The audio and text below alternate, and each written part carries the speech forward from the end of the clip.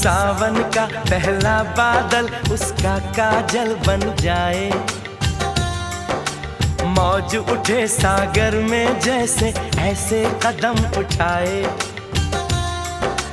रब ने जाने किस मिट्टी से उसके अंग बनाए। छम से काश कहीं से मेरे सामने वो आ जाए। भोली सी सूरत आंखों में मस्ती, दूर खड़ी शर्माए। आय हाय एक झलक दिखलाए, कभी कभी आंचल में छुप जाए। आय हाय मेरी नजर से तुम देखो तो यार नजर वो आए। भोली सी सूरत आंखों में मस्ती, दूर खड़ी शर्माए।